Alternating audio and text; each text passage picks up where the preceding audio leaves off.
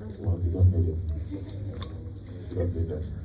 And then also today we are going to be looking at the regional circulation. Um, what it means is actually I only have one note for you for the exercise physiology. There, just one note.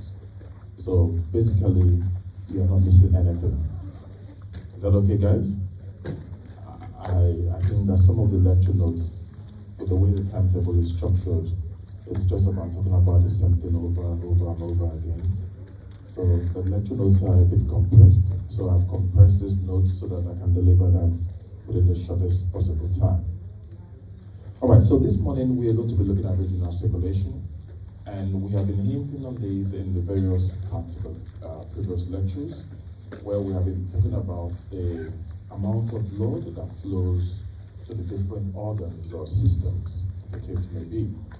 And if you recall in our earlier discussions, I have said that these amount of blood that flows to these organs are actually predicated on what the organ is doing. So if an organ functions or needs to function or need more blood and more nutrition, it will get more blood, as the case may be. And we will note that these functions of these various systems or organs can also be noted with regards to their metabolic requirements.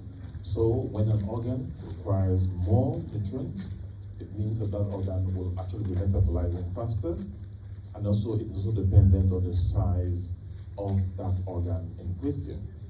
So today, we'll take a look at those amount of blood flowing to different organs, a kind of a percentage. And of course, everything is always in a range. And mind you that when we are looking at this today, our focus will be to look at the amount of blood that flows to a specific organ and the factors that can play their role in modulating or regulating that flow. In our earlier discussions, we've talked about the concept of autoregulation, where we talked about the metabolic and the myogenic concepts. We've also discussed how the sympathetic outflow and the parasympathetic outflow, both of the autonomic nervous system, can regulate flow to the particular organ, either through a local paracrine release or even general hormonal release. We've talked about all those before. So what we're doing basically today in today's lecture is kind of pinpointing some of those information we have had before with peculiarities to specific organs, to know why an organ may get more blood or more nutrition compared to the other organ, as the case may be. So there on that board, we are able to note that when we talk about the cardiac output, remember we've mentioned that the cardiac output is about 5 liters from the ventricles per minute, and this 5 liters is coming from the right and it's also coming from the left. So from the right part we have 5 liters, from the left part we have 5 liters. But here we are looking at blood flow to the organs, so we are basically looking at the percentage of that blood coming out from the left ventricle that goes to these specific organs. And in that chart, you will of course note some very important things, that about 14 to 15% of that total blood volume goes to the brain. And that of course is about almost 750 mils per minute. And to the heart, we have about 4 to 5% going to the heart. That's about almost 200 to 250 mils per minute. And we will be looking at those two organs specifically, but also at the other organs. You will see that the liver, the gastrointestinal tract, getting about 25 to 27%. The kidneys getting about 15 to 20%. And then we see the rest spread across the other aspects of the skeletal muscle, about 21%. And the skin about 5%. In fact, we say the skin and the bones and the tissues is making about roughly about 10 to 11%. Now, this is the amount of blood flowing to these organs when these organs are at rest, when the organs are not doing so much. And in the course of our discussion this morning, we are going to look beyond what happens at rest to what happens when that organ is possibly heavily metabolizing, as the case may be. That same chart is what we have here. We have actually added and expanded the organs and the systems that are actually being supplied. And of course, what I expect you to remember at least try to remember these percentages. They are very important. These are possible MCQ questions every time, any day, of course. And I know that we have talked about a little bit of these in almost all the systems you have encountered. When you get to the brain next year, we are going to be having that discussion. We'll still talk about this blood volume. And I know you have had these discussions, whether in the gastrointestinal tract or the kidneys, as the case may be. So take note of those volumes. Those percentages are very important. So let's start discussing the flow to the brain. The blood flow to the brain is very important. You will recall that in the lectures, in the previous lecture we've had, when I started discussing about the body's reaction to some kind of, let's say, hemorrhagic shock, where the blood pressure will drop, I mentioned that there are two very important organs. The body can sacrifice anything for these two organs, the brain and the heart, because of their importance. Because, for example, if the brain does not get blood, it does not get the nutrients it needs to function, the brain will pack up. And even if the individual still survives or still alive, he is of course brain dead and of course a vegetable. And we note again the role of the heart, because the heart is there trying to pump that blood to all the tissues and the organs. If the heart fails, the individual is as good as dead. Now, that means that these two major organs, they have a priority with the scheme of things with regards to the amount of blood, which of course translates to the amount of nutrition that gets to them. And not only are we looking at the amount of nutrition, we're also looking at the amount of waste that is generated. Because remember when we talk about hyperemia, when we talk about the active and reactive hyperemias, we have mentioned the concepts that here what we have is that when there is an increase in in the metabolites, that will cause vasodilatation to increase blood flow to those organs. So when we remember those concepts, we had discussions on before with regards to all those hormones that are causing constrictions or dilatations. We need that information to be able to understand it clearly. So let's look at this brain, the top priority organ. And the brain is even very, very, very complicated here, because it does not have a store of this energy, a store of glucose. It cannot store glucose so much, neither can it store oxygen in great quantities. And because it has a very high oxygen demand, it then means that blood flow to this brain has to be constant. And we will note that if anything interrupts this blood flow, like when we are going to talk about the concepts that leads to stroke or cerebrovascular accident, either because of a blockage or an aneurysm or even a rupture of any of the vessels, you of course will note that the brain will go into issues of ischemic response that of course sometimes lead to death. So we're looking at the importance of this very, very important organ. And no anatomy, of course, I'm not supposed to go through all the whole aspects of the anatomy here, but I know I will be discussing this a lot when I get to neuro next year. But it's important for us to remember the vessels that are going to carry blood to the brain. These vessels, of course, are very important. At least remember which vessel carries blood from one part to the other part. And in the course of our discussions, we have talked about how when you have the arc of the aorta, the carotid artery divides. We have these two types, or two segments dividing the right and the left, taking blood to the structures in the neck and in the head region. And as such, we see that these carotid arteries again subdivides to what we may call the external and internal carotid arteries, supplying parts of the head. I know anatomy will dwell more on this, but the important thing that we are, of course, going to, remember is these kinds of interactions, or these kinds of network of blood vessels are very important, because they create a very important anastomosis. And that important anastomosis, of course, is the role we will be looking at with regards to the circle of Willis.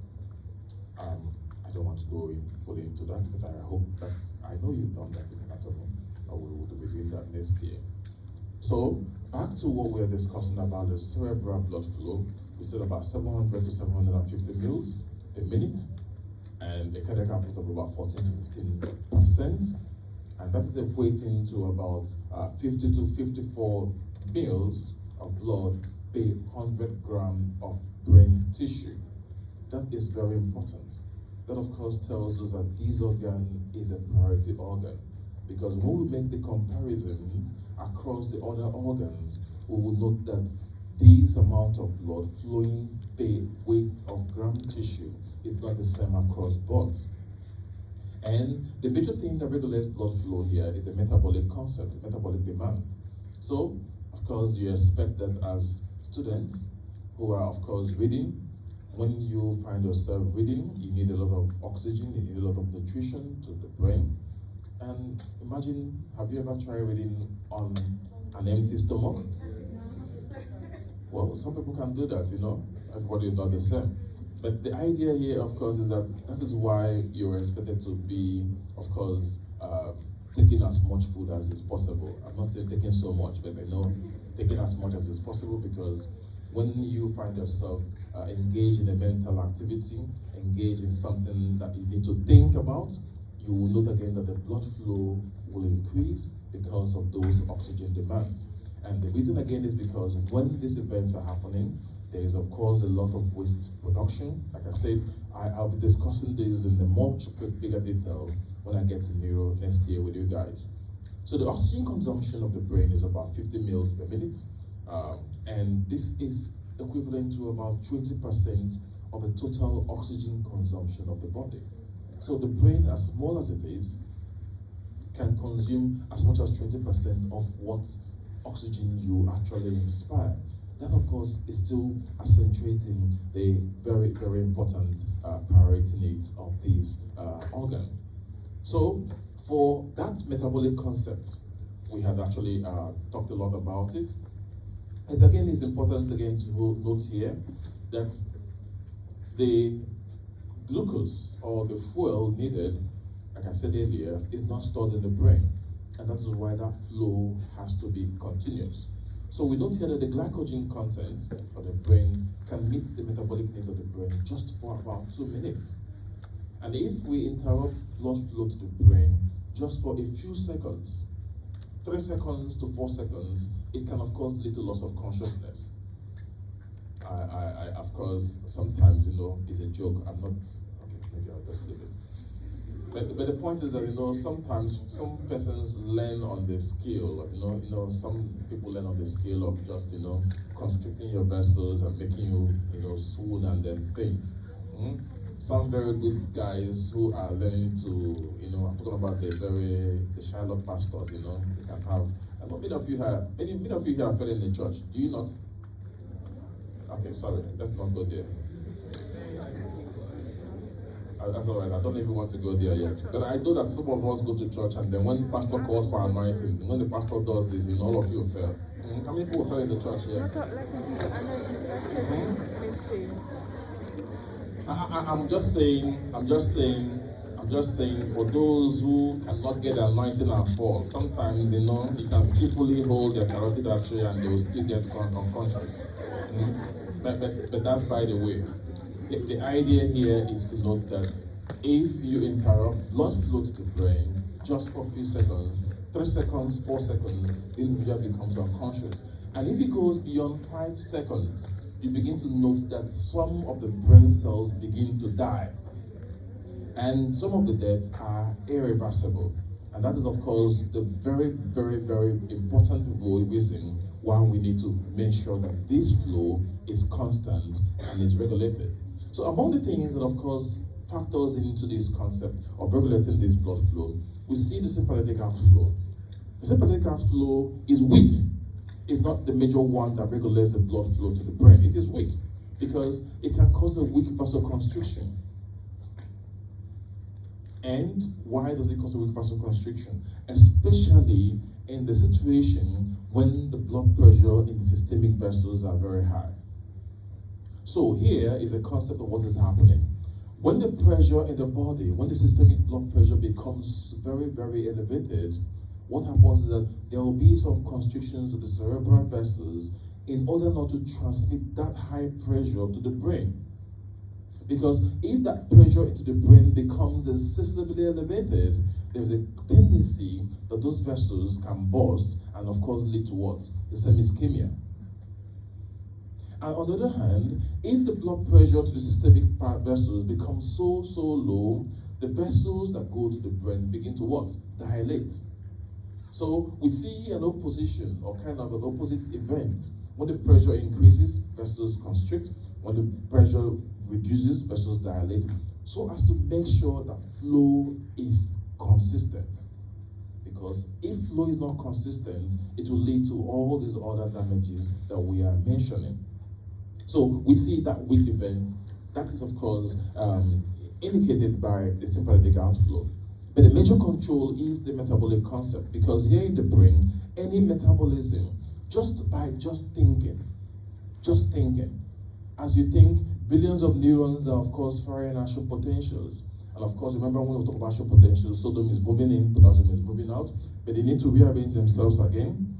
So the sodium potassium pump comes in to rearrange these ions, throw out more sodium, bring in more potassium. And that is where we say that if glucose lacks, or if there is lack of the ATP, which is the fuel, that kind of pump will not function. So imagine the sodium potassium pump stop functioning because of lack of ATP. What happens? It means that the cell will die.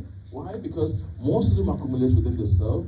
Sodium, of course, remember we said there's an automatically active particle, and everywhere it accumulates, water accumulates, the cell swells, bursts, and dies. Because there is not enough energy to drive that sodium potassium pump function. Are you with me, guys? Are you following where I'm going? We've had these discussions in different ways earlier before. So whenever there is an increase in metabolism, whenever there is a reduction in the partial pressure of oxygen, what we call hypoxia or hypoxic situation, what you have is that these, of course, will elevate blood flow. Whenever there is an increase in the partial pressure of CO2 and an increase in the partial pressure, a decrease in the pH or an increase in hydrogen ion concentration. So we have a combination of factors, a reduction in partial pressure of oxygen, an increase in partial pressure of CO2, and an increase in hydrogen ion concentration, both of them, of course, leading to increase in acidosis. All of that will cause the dilatation of the vessels in the brain and, of course, lead to an increase in blood flow. So that is why we say that here, the major concept that regulates blood flow to the brain is this metabolic concept, especially of the regard of the acidosis. Of course, when you did respiration, again, you're able to remember that anytime you have an increase in CO2, what happens? CO2 combines with water to give you hydrogen bicarbonate, which is again to give you what? Hydrogen and what? Bicarbonate.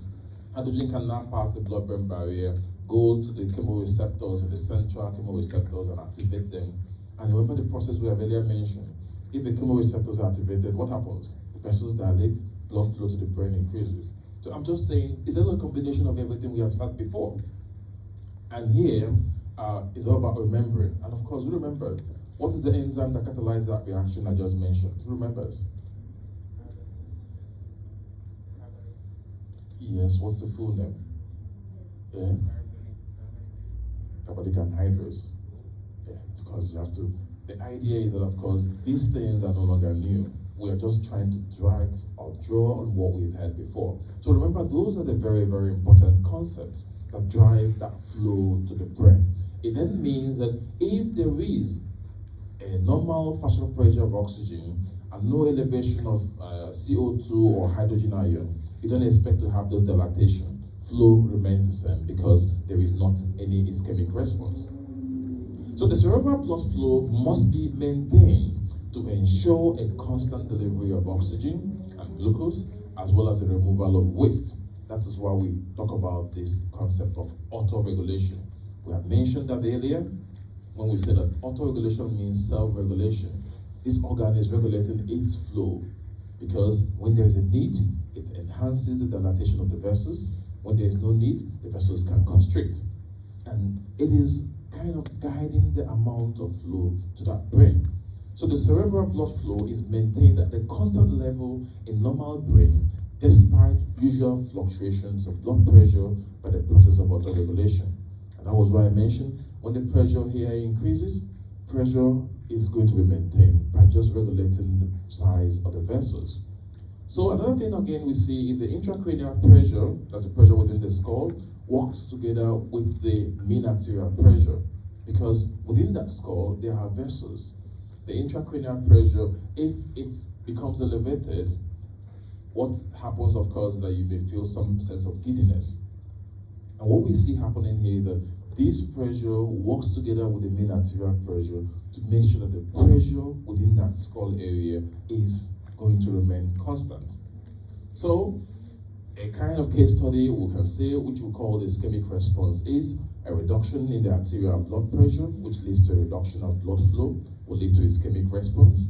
And of course, this causes an increase in all those metabolic factors, a reduction in oxygen, an increase in CO2, and an increase in hydrogen ion concentration. And of course, these will stimulate the vasoconstrictor center, or we may call it the vasomotor center. We've talked about that earlier, which is in the medulla, and that leads to what? A reversal of these events. So when the blood pressure increases, the cerebral arterioles constrict. And when the blood pressure decreases, the arterioles dilate. This is an example of a myogenic concept. The earlier one was a metabolic, this one is a myogenic. And this is how we see these two mechanisms playing the very important role of regulating and controlling the flow to the brain. Now, of course, I already mentioned what happens if there's lack of flow. Just think about the fact that oxygen is not supplied. There's not enough glucose, there's not enough ATP, and of course, all those forms that require that ATP to function will fail. And when they begin to fail, we will see a whole lot of cascade of events with the increase in acidosis, with the damage to the membrane phospholipids, and of course, with the release of all these free radicals and other prostaglandin, that of course end up causing more of the neurons to get damaged. And that is why the regulation to the brain is very important.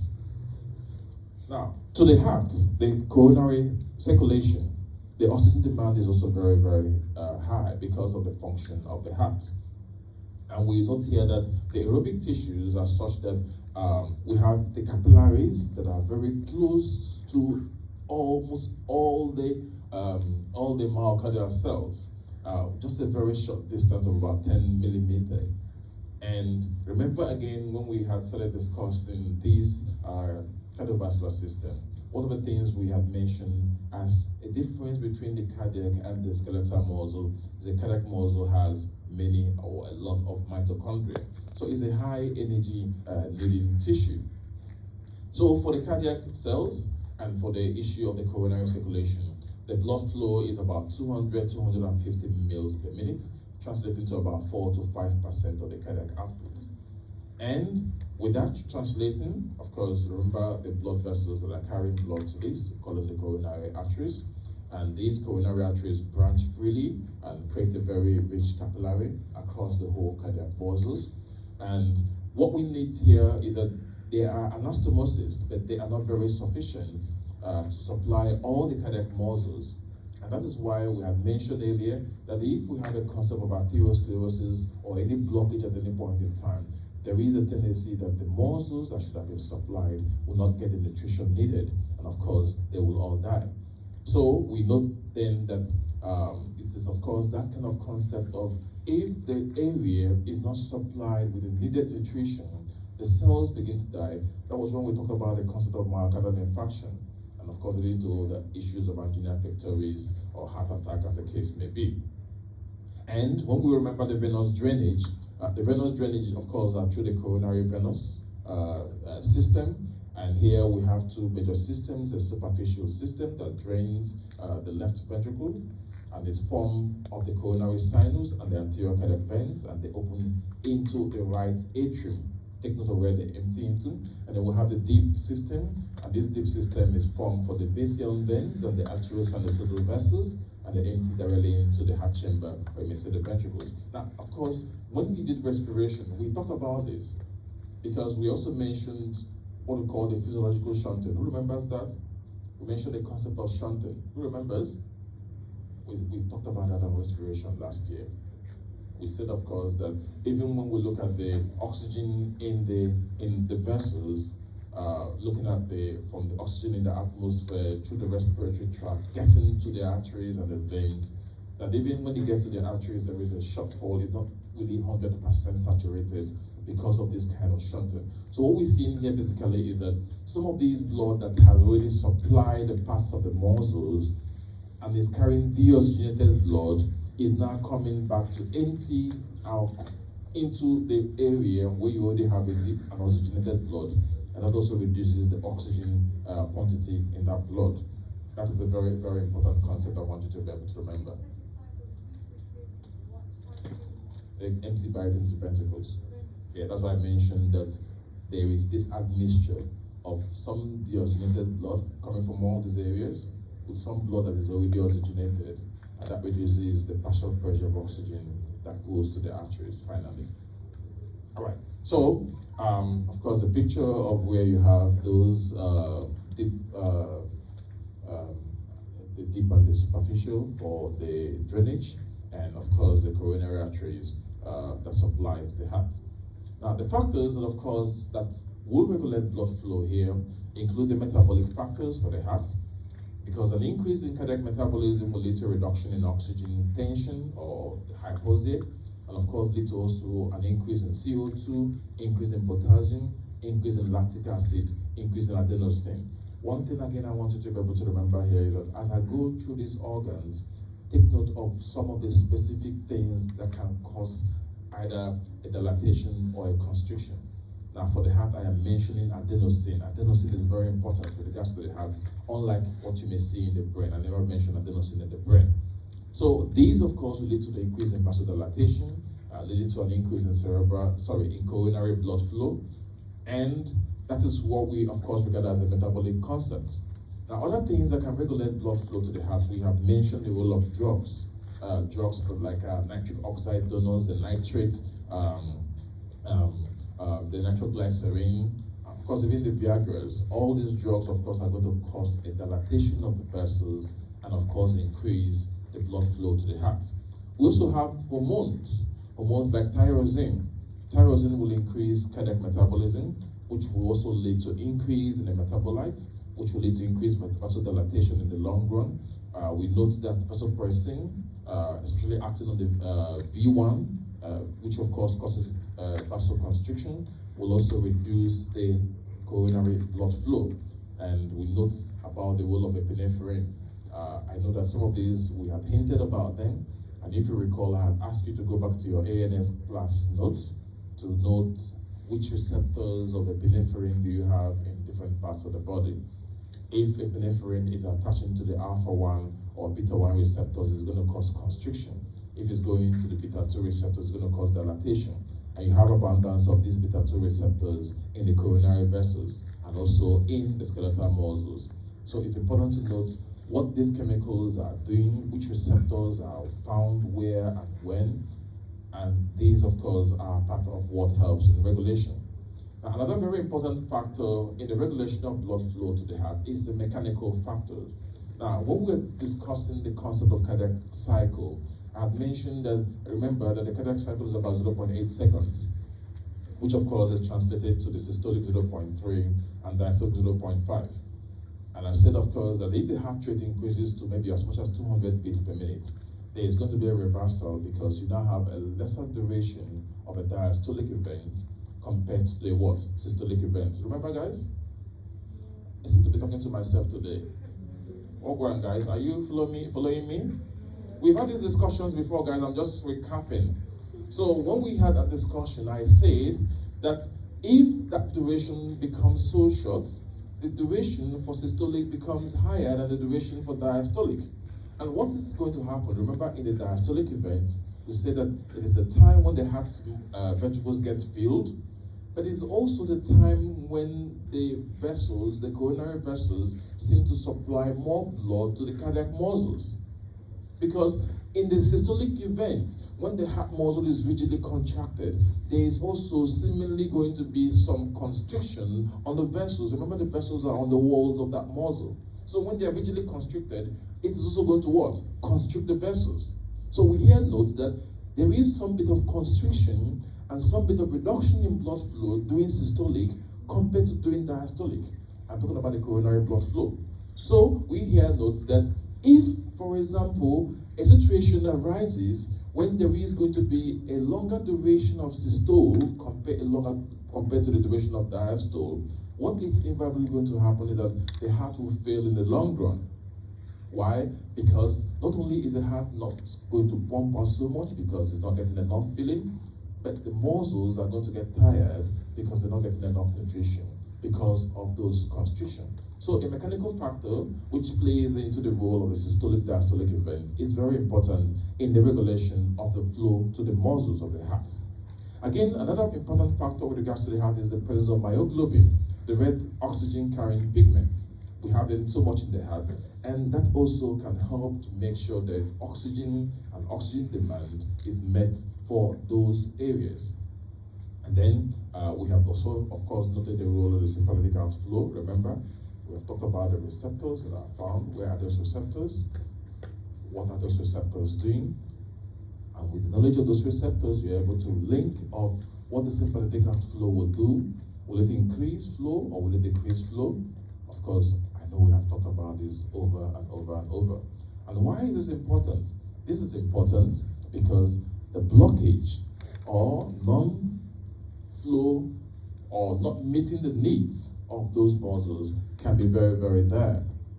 It's what leads to the angina, or what we may call the heart failure, which can lead to death. Because the coronary arteries are liable to degenerative changes, leading to their narrowing or occlusion by blood thrombosis.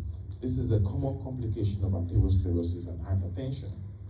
In angina pectoris, there is a narrowing of the coronary arteries, and this leads to the ischemic response in the heart muscle, and that ischemic response is what the individual feels as pain. And this pain is retrosternal, behind the sternum, and the angina pain may radiate to the left shoulder, the left arm, the forearm, or the abdomen. Of course, the knowledge, I think I'll be discussing the referred pain next year, but the knowledge of where the pain is felt is very important, because if you're not sure of where the pain is felt, you may invariably be treating something else. Somebody comes in and tells you, oh, I feel a pain somewhere in the chest. That doesn't always translate to a heart attack. You need to know where the pain can be referred, because it's invariably that the individual may be having another problem and you are treating something else, and that of course can lead to their circumstances. So in coronary thrombosis, there's occlusion of the coronary arteries or its branches, and this leads to necrosis of the area supplied by the occluded artery, and of course for that myocardial infarction. I'm just trying to see how we can link up all these discussions. We've had them before. The major important thing is that these organs need to be supplied, because if they're not supplied, these will be the circumstances. But it's not only important to know that the organs need to be supplied, you need to understand the factors that plays the role in regulating how much blood will translate to how much nutrition that gets to those organs, as the case may be. Now the next one is pulmonary circulation, and here you will see me mentioning that this is 100% of the cardiac output, because here we are seeing that of course the flow coming from the right ventricle goes all to the lungs, and since that is going all to the lungs, we get it as a 100% cardiac output, because we expect about 5 liters going there. And we had earlier mentioned that the lungs are a very low pressure bed, resistance of about 25/10, and the flow to the lungs are also controlled by certain factors. But what we see with regards to the lungs, which I know we did in respiration, was the fact that unlike what happens in other systemic vasculature, when there is lack of oxygen, the vessels dilate. In the lungs, that is opposite. In the lungs, if an area of the lung does not get enough oxygen, the vessels going to that area constrict. Take note of that. That's the difference with what happens in other parts of the body. In other parts of the body, if there is less oxygen, the vessels dilate to bring in more oxygen. Whereas in the lungs, any area that has less oxygen, the vessels what? Constrict. And the vessels are shunted, or the vessels are going to shunt that blood to areas that have a higher quantity of oxygen, because the sole function of the lungs is to what? Oxygenate the blood. So this is of course what happens with regards to the lungs, and it's of course very important. And yes, I know we should of course be able to remember the vessels that carry blood to the lungs and the vessels that bring blood back from the lungs.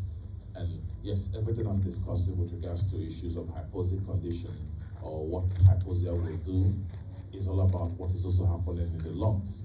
And then again, remember, in the earlier class, we had a discussion when we talk about the Valsalva maneuver or talk about the effect of breathing on the blood flow. When I mentioned that breathing can, of course, affect the thoracic pressure, which, of course, will also impact on flow to the lungs. These, of course, are issues to consider with regards to pulmonary circulation. Now, to the kidneys get about 25% of the cardiac output, and the blood flow to the kidneys are auto-regulated. There is, of course, a constant blood flow even when the renal perfusion pressure changes. The renal auto-regulation is independent of sympathetic innervation. Take note of that. The renal auto-regulation is independent of sympathetic innervation, and angiotensin 2, which is a very important and, of course, the most or the biggest vasoconstrictor in the body, can, of course, influence the flow to the kidneys or through the renal arteries. And, of course, remember we've talked about the concept of the renin-angiotensin-aldosterone system. You, of course, factored in that place. Now, to the skin, the flow to the skin is majorly controlled by temperature, thermoregulation. I had also hinted that in class, and I ask you to just visualize what happens when you wake up on a very cold morning, how the vessels are going to appear on your skin compared to a very hot afternoon. The movement of those vessels that are constricting or dilating is all about temperature. So the temperature regulation is the most important thing that regulates the flow of blood to the skin. And as such, we note here that the sympathetic activity close surface beds during cold or fight and flight response and open them in the heat or exercise. This is why temperature is the most important thing that helps to control the blood flow to the skin. Of course, this is able to happen through the sympathetic outflow. So here we see that the increase in the core body temperature will lead to a decreased sympathetic tone to the smooth muscles, sphincters, controlling the atriovenous anastomosis, thereby increasing the skin blood flow. So it's all about temperature working with these sympathetic outflow to regulate blood flow to the skin. And to the skeletal muscles, which is taking about 25% of the cardiac output at rest.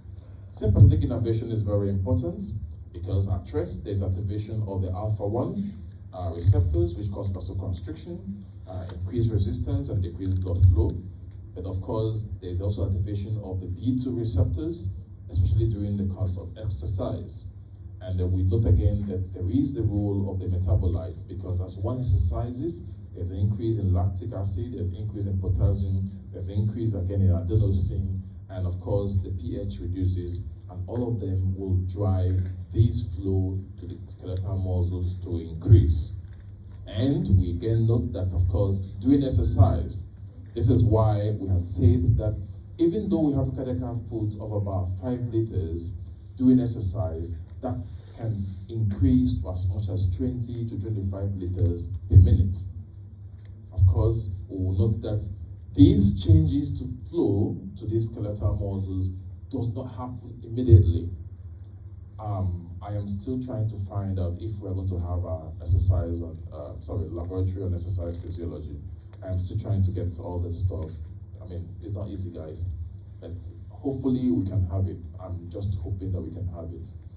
That way we're able to see how things like the cardiac output can increase or decrease in the course of different regimen of exercise, which is what we are just going to be discussing in the next lecture. But here is, of course, important for us to note that the blood flow is shunted from the periphery and visceral to active skeletal muscles, and the blood flow to the brain remains the same in the course of exercise.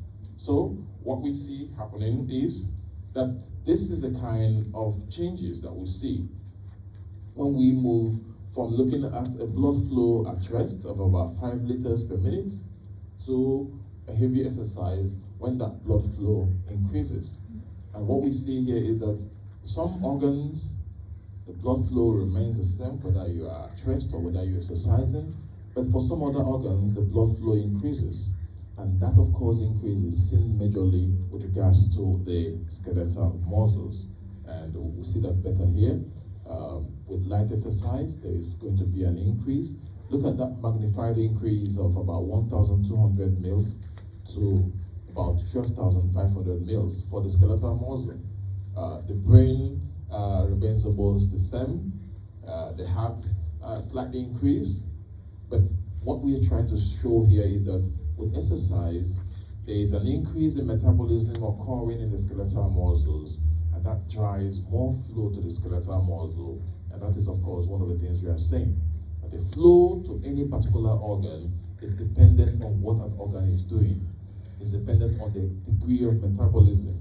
It's dependent on the degree or amount of waste generated. And that is one thing that we have to remember. And here, this, of course, summarizes almost everything I've said before today. And I want you to be able to remember them. Remember the most important factor that regulates blood flow. For the issue of the coronary and the heart, the most important are local metabolites of a reduction in reduction in oxygen and an increase in adenosine. That is the most important. The sympathetic is not so high, but it also contributes. And then we have talked about the mechanical compression during systole.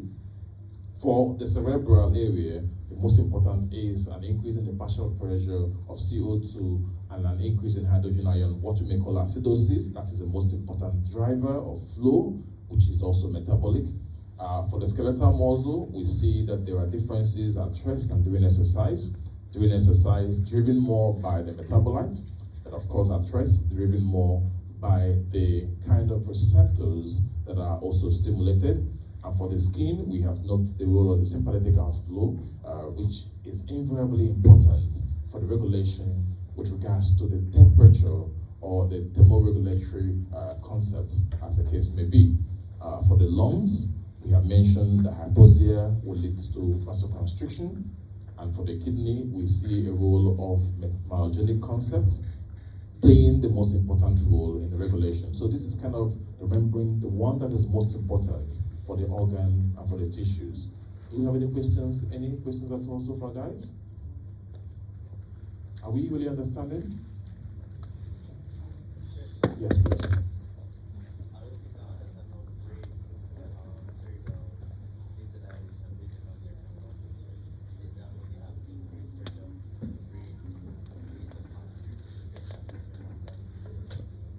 I said that is one of the factors. Let's break it down.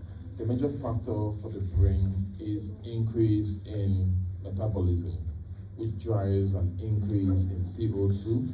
An increase in CO2 will cause an increase in partial pressure of CO2, which invariably will cause an increase in hydrogen ion concentration, which leads to acidosis. Now, any concept leading to acidosis will stimulate the central chemoreceptors. And of course, what happens is that there's going to be vasodilation. That's the most important one.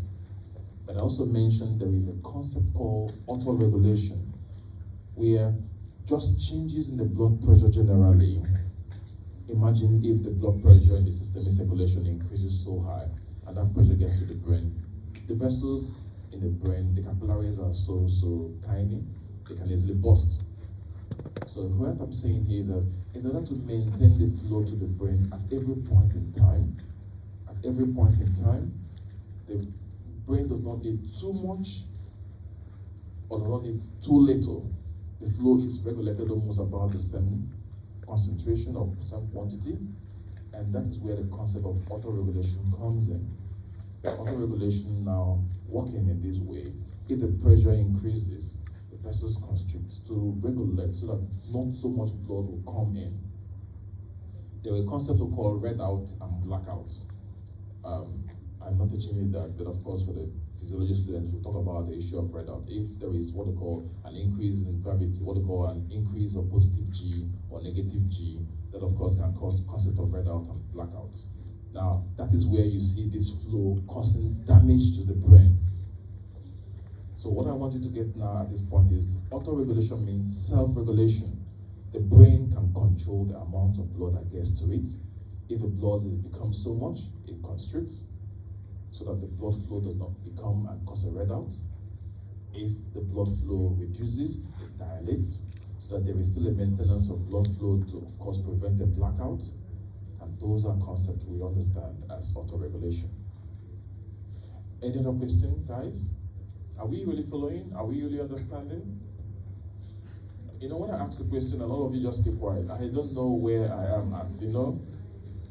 I don't know where I am at, you know? Just try and, like, let it be that I already know that you are understanding. If you are, if you don't understand, you have every privilege to stop me and ask questions, you know, guys? Yes, please. Yes, please. Yes.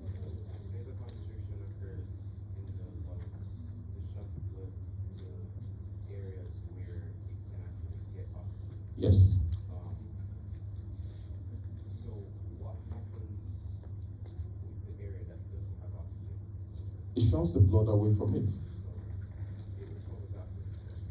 Not quite. If it is only if the area gets enough oxygen again. You did that in respiration. Remember when you did respiration, you talked about the zones of the lungs. Zone 1, Zone 2, Zone 3. You talk about the ventilation perfusion ratio, remember? The VP ratio and the uppers versus the mid versus the base. In the mid, it is about 1, in the uppers is about 1/0 because of less perfusion, and 1 divided by 0 gives you what? In the uppers. 1 divided by 0 gives you what? You guys did those zones of the lungs? Okay, let me even ask that question. All of you had Cape 1. Have you mass in Cape 1 or have you 1 in Cape mass? Which one of them am I talking about? 1 divided by 0, what does it give you? Are you serious? Good. There's a difference between 1 divided by 0 and 0 divided by 1. Come on, guys. Huh? Yes, there's a difference. So if you remember what you did then, hello? If you remember what you did then, it's all about, remember the ventilation perfusion ratio, that if there is more ventilation and no perfusion, of course that means 1/0. 1/0 is different from what happens in the base, where you have maybe no ventilation and more perfusion, 0/1. It's a different thing entirely. So what we are saying happening here is that the major role of the lungs is to oxygenate the blood. And that means that if blood flows to the lungs, what happens is that if an area does not have oxygen, the lung does not waste its time taking that blood to that area. It's of no use. And this is also one of the things, clinically, you would have, of course, understood again that sometimes in the apex of the lungs, there are peculiar disease that goes in the apex of the lungs with regards to aerobic, kind of infections compared to the base. I know you guys did that. I wasn't hoping to go back and rehash all respiration. But the point here is to note, guys, that everything you are doing is all linked up together. This course is not segregated that, oh, you have to do this and then after that you throw away your notebook. No. Everything you are doing, we are still discussing the same thing in different ways. Yes, any other question? Yes, please. Why the box is red is that I'm using those red boxes to indicate to you that those are the most important regulatory mechanisms in those circulatory systems. Good. That there are different things that participate in regulation of blood flow to those systems, but the ones in the red box are the most important for that. So that's why I say that when I get to the heart, coronary vessels, the most important is hypoxia. But you see here, hypoxia is the most important in the heart. But in the brain, hypoxia is not the most important. In the brain, what is it? CO2 acidosis. All of them are metabolism. All of them are metabolism because hypoxia means, of course, there is less oxygen. Take note of that. These are possible MCQ questions that comes out every time. So if I ask you about that, I'm asking you questions, you have to know which one is the most important in which circulatory bed. That's why I just kind of highlighted them. Okay, so essentially, each one of those factors, if anything cause a change, we have to figure out that it would be that. All the factors listed there will cause a change in flow. But the most important are the ones that are shaded in red. All right. Any other question, guys? Feel free, ask a question, Huh? All right. So we go to the other part of regulation of blood flow, placental blood flow. And here in the placenta, That's another kind of special regulation, special flow. Because when all of us were in utero, when all of us were in the womb, the kind of blood flow we had is different from what we have in an adult circumstance. And of course, remember we had shown in an adult circumstance, of course, that in an adult situation, what happens? Blood comes from all parts of the body, enters into the superior from the head and inferior vena cava into the right atrium, from the right atrium to the right ventricle, from the right ventricle to the lungs, oxygenated in the lungs, and come back again to the left atrium, and from the left atrium to the left ventricles, and then through the aortic artery to all parts of the body. That's so simple what happens in an adult situation. But remember, in the lungs, or rather, in utero, when we still are in utero, the lungs are not functional. And as such, the supply of oxygen and nutrition had to go by way of the placenta. So we have to note here that the embryonic lungs and digestive tracts are non-functional, and the respiratory functions and nutrition provided is provided through the placenta. So blood flows to the placenta through a pair of umbilical arteries which arise from internal iliac arteries and enter the umbilical cord. And the blood returns from the placenta in a single umbilical vein which drains into the ductus venosus. And what's the ductus venosus? The ductus venosus is one that empties into the inferior vena cava. So there is some kind of rearrangement in utero.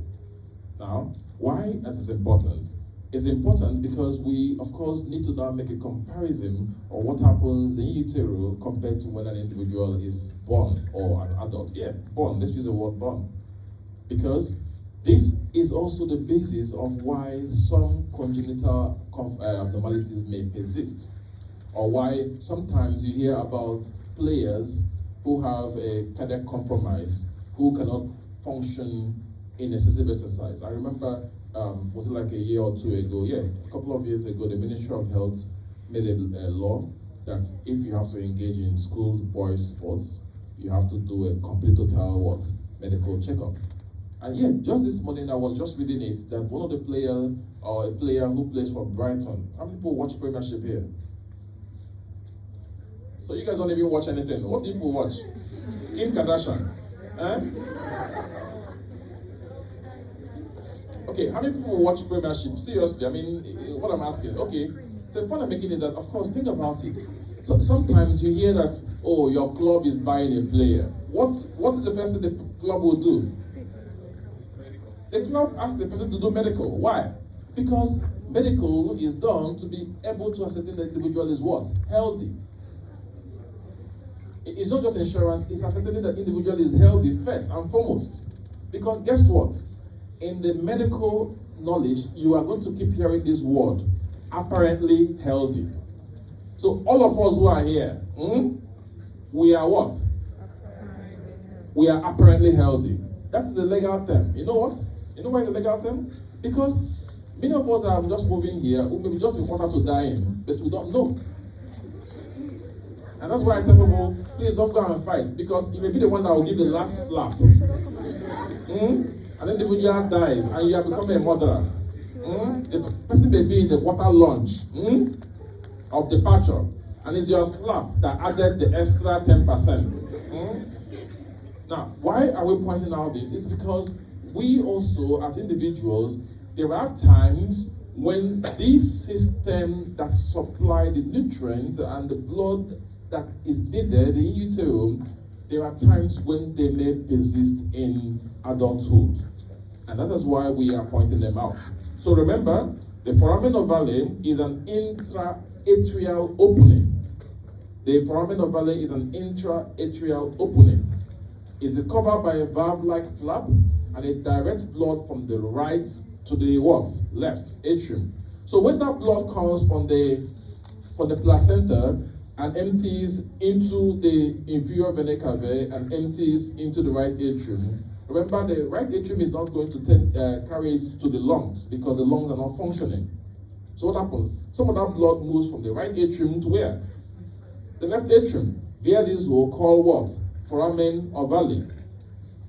Now we have another one called ductus arteriosus. It's a short vessel, and what this vessel is doing is connecting the pulmonary trunk and the aortic trunk. So the one that gets into the right atrium is pumped to this pulmonary trunk, It's supposed to go to the lungs, but what happens? The lungs are not functional, so it now empties into where? Into the aorta. Remember, it is bringing oxygenated blood. Now, what happens is that at birth,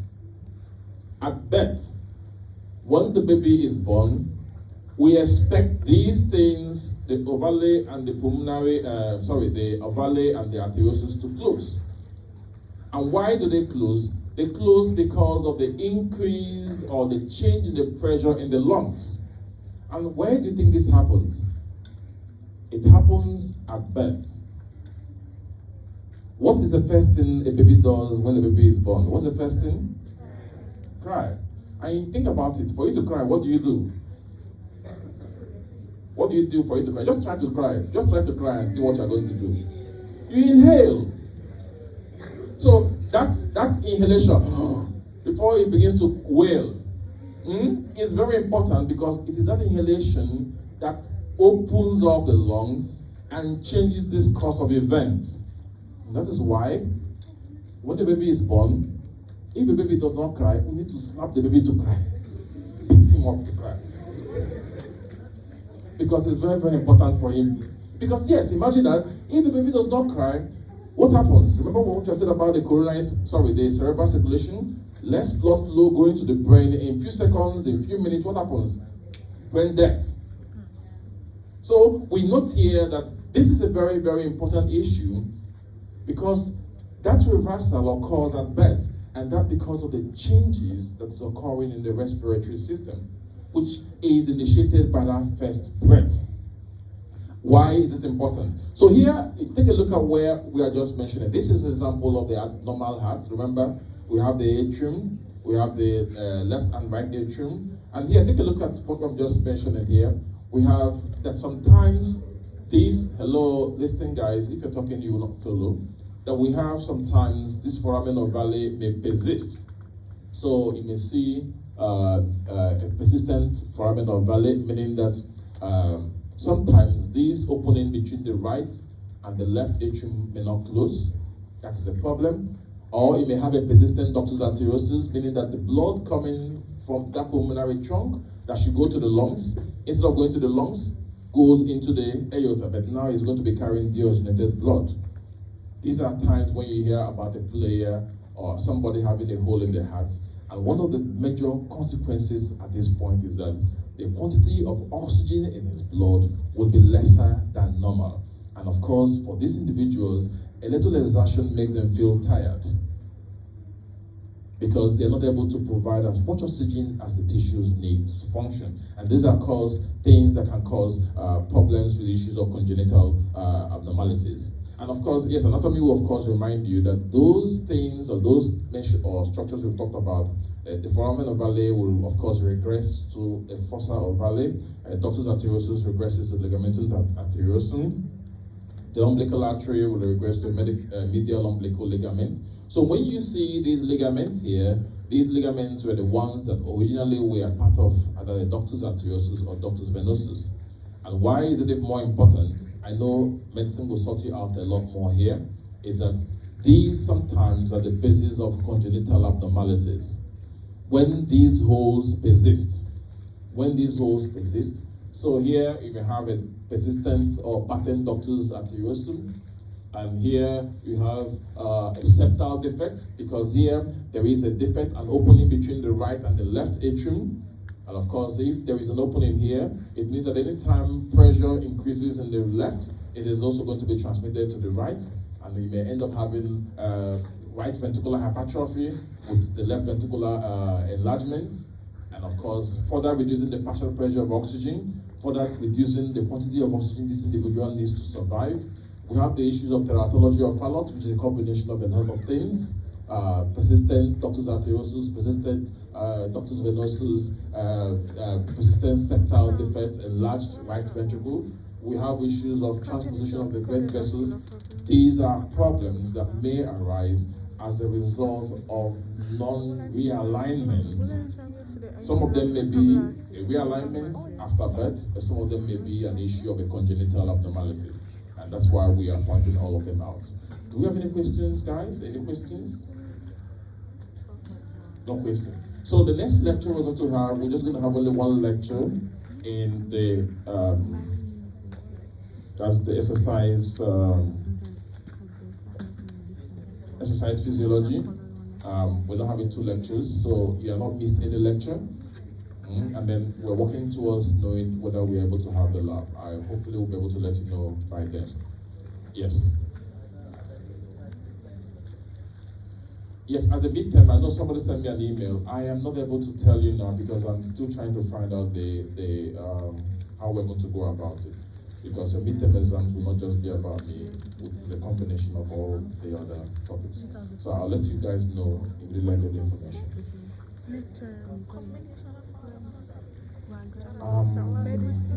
Let me get the information of the pattern first and then we can discuss that. Any other question, guys? Any other question? All right, have a good day and all the best. I think talking the past yesterday,